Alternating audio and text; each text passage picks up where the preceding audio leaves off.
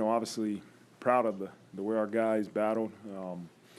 It's always a great challenge when you get ready to play Navy just because of the uniqueness of their scheme off both sides of the ball. It is difficult to prepare for because it's not something you see every week, and it's a good team. And I just thought our guys truly prepared the right way. Had difficult practices, which is important. They really bought into what we were trying to get them to do, and they went out there and performed well. And as I told them in the locker room, you feel good now that you got the outcome, but the struggle of a game is no different than the struggle of a week and no different than the struggle of a season. So you just got to continue to stay in the moment, continue to struggle in the moment, and the journey will be a sum of those moments. So with that, I'll open up for questions. Front row on the right, John Bryce. Hey, Marcus. Really clean game, more than 500 yards offense, not a single penalty. And it couldn't have been a comfortable week for your team. Certainly wasn't comfortable weather tonight. What do you attribute that to, and how do you make sure you guys propel that forward?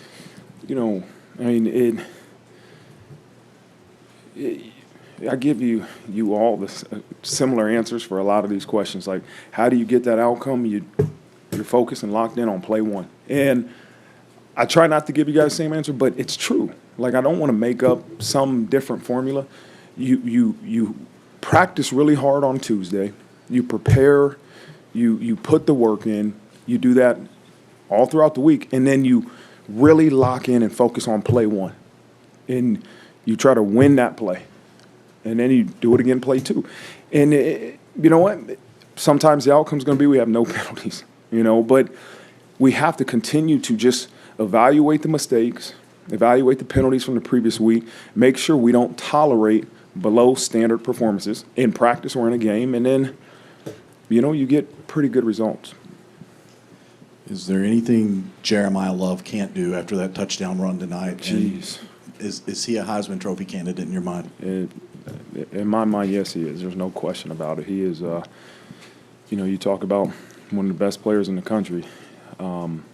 If he's not one of them, then, it's hard to believe how many other players are that special. He's a special player, and he had a great week of prep. And, again, he continues to do things that you haven't seen, but things you're just not surprised with Jeremiah Love. Front row on the left, Tyler Horka. When you're going against that team and that offense, how critical is it to get off the field defensively on those first couple possessions, no points, and then how much of a tone did that set for that side of the ball? Yeah, it didn't feel that way. I think we forced 2 punts the first 2 drives, but they had some success. We felt like they were moving the ball, but it was critical not to give up points, as you just mentioned. But I just felt like we had to be a little bit more aggressive. Like, both sides of the ball, the O-lines had to play on the other side of the line of scrimmage, and I didn't think we were doing that early defensively. But they settled down. The coaches kind of said, okay, here's the couple things that we want to try to be able to do, and our guys started playing aggressive. But to keep points off the board was critical. It seemed like this was another night where the opponents really loading the box, trying to key in on y'all's running game. You've alluded to how big C.J. Carr's downfield passing is for your offense as a whole, and it manifested again tonight. Just as that's developed this season, how big is that been for you guys? Yeah, you got to – not only is it that he can throw the ball, but you got a quarterback that you can work on a game plan and say, hey, here's a couple different options if you don't think we're going to be able to run the ball and they're going to load the box. Okay, and he goes out there and he's the conductor and he does it. And he puts our offense in that position to be able to execute those plays. But if we're not in the position to do that, you never get the opportunity to throw them. And so, and it all goes back to the way he prepares, right? And I was telling some of the coaches the other day, like, he's not preparing really any differently now than he was last year when he was redshirted. He does things that I see in his preparation that not everybody sees, and I'm like, that's just who he is. That's his standard. That's his routine, and that's what produces great performances, and that's what helps him continue to improve. Up the middle, Tim O'Malley. Coach, looked like an intentional, heavy defensive line rotation early, all the way through, almost platooning. That's not something we see against Navy often. What do you see during the week with Coach Washington and Coach Ash? Again, all those new guys first quarter time. Yeah, I mean, it's just, again, it's a unique week. It's a unique week, and, you know, how do you put the best guys out there to perform really what you need them to do? And it's hard when you haven't played against that type of offense to simulate the speed, to understand. The guys that have played against it know we can't simulate it in practice, but can adjust pretty fast in the game. Some of those guys that haven't, it takes a while. And so we wanted to roll guys to just make sure that we're not keeping the same guys in there that might not have played against that triple option offense before.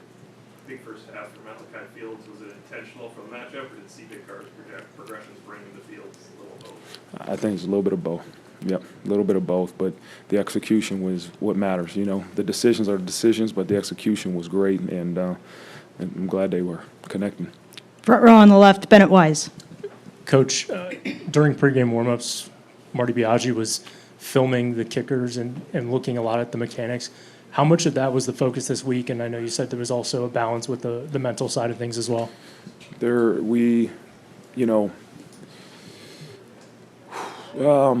How do I want to phrase it? I think desperation probably causes you to seek even harder to find answers, right? Like, we all look for answers.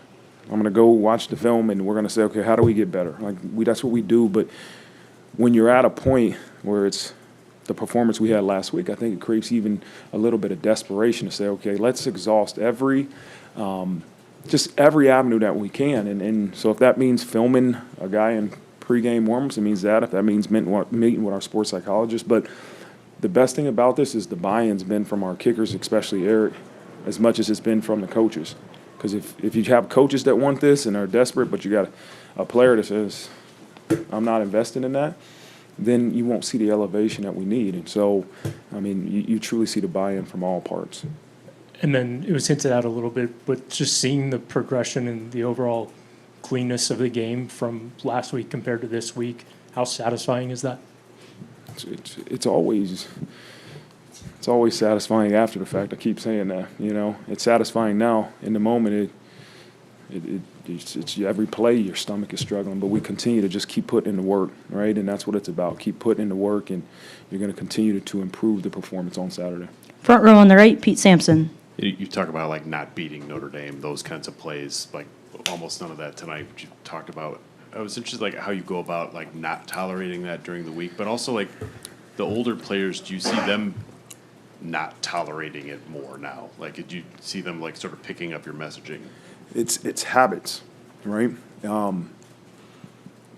Depending on who you are as a person, you'll tolerate certain habits from yourself first, or you won't, right? You'll choose to do hard things. You'll choose to say this is the standard way of doing things, and you do them, or you don't. And then if you care about the person next to you, it could be your wife, it could be your kids, it can be your teammates. You're going to hold them to the standards that you believe they should be held to too. And they probably tell you, hold me to these standards. And so that's when I talk about, like, what you're willing to tolerate. Number one is what you're willing to tolerate from yourself, right? You're going to cut corners. You're going to do the hard things. You're going to continue to find ways to improve. There's answers everywhere, I say, but the power of the answer comes from the importance of the question. And then two, are you going to hold your teammates accountable? Am I going to hold the coaches and players accountable? Are they going to hold me accountable? Right? And that's, to me, where you see the most elevation is continuing to say, here's our standards, and tolerate nothing below it. Now, people do go below. I told our players all the time, people do fail, but are you willing every day to continue to put it out there, learn, be vulnerable, right? And not be one of those people that stand behind and say, I'll let them do it because I don't want to fail in public, right? I don't want to fail in somebody's eyes. And so that's what I continue to preach to our guys. We got to be those guys. I mean, do you feel like older players are picking that up more? Because I think back to last year's team, like, you guys had a ton of guys who just would hold other people to the high standard. This year's leaders maybe had to grow into that a little bit more? No, I mean, I wouldn't say that. I think we got to continue as coaches to show them what the standard is and show them, hey, here's, and it's not as easy as saying, okay, go out there and practice hard. I want to hold you to that standard of practice hard. It's sometimes when you fail, all right, here's what we're going to do. He asked about the kicker. Okay, here's the things we think it's going to take to improve. we need you to meet with this guy this many times. We need you to watch this many times. We need you to do this. So you're going to hold yourself accountable, and then we're going to hold you accountable. And so that's kind of what I'm talking about. It's not just like, why don't you always hold these people to the standard? I know that's what people are saying. Well, there's certain things that you got to fail at to say, okay, we need to reevaluate our process in this area.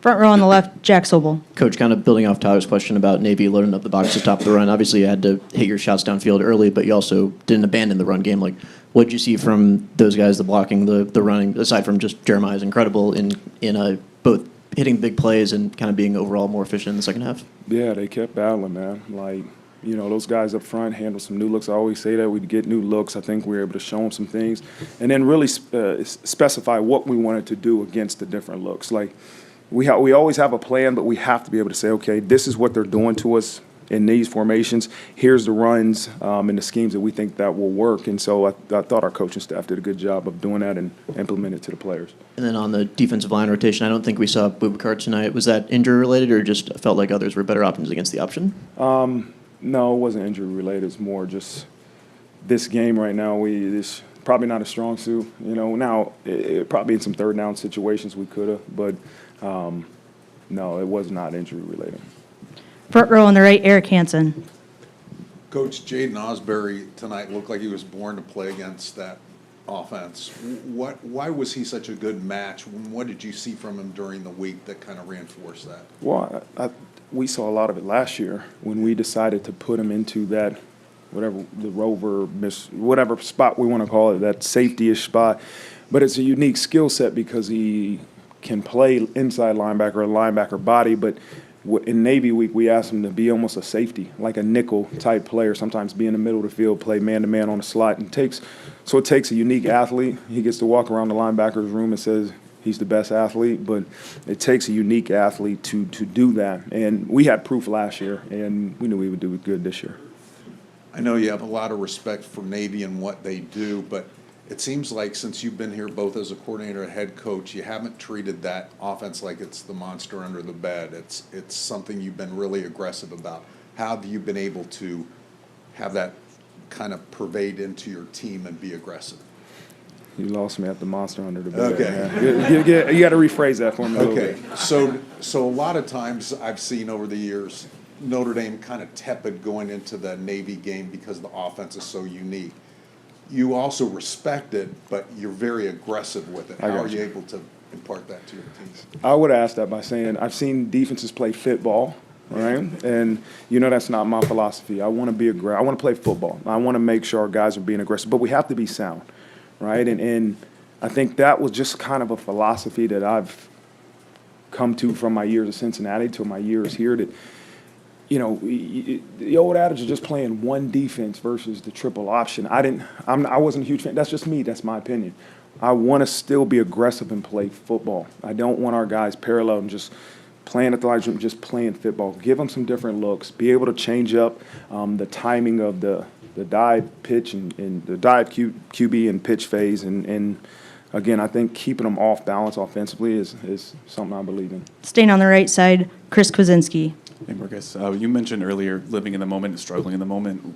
Why was struggling in the moment important today, especially in a game that was pretty much over in the third quarter? Why is it important? Because it's got to be who you are. Like you thought it was over in the third quarter. I hope not anybody in our football program thought it was over, right? I thought that play in the third quarter, whatever play it was that you might have thought it was over, is the most important play for this team and who was on that field and who called that play to execute so we can win that game. And that's how we have to be. We can't relax, right? Or you won't truly elevate. Why do you have to struggle? Because you can't grow if you don't struggle. We can't get better if we go and do a Tuesday practice and it's not uncomfortable. You're not getting better. I tell them all the time, we can structure this thing however you want it. If you're not uncomfortable, we're not getting better. So that's why you have to struggle. That's why you have to struggle. Whatever it is your routine is, your process, it has to include struggle if you want to grow from it.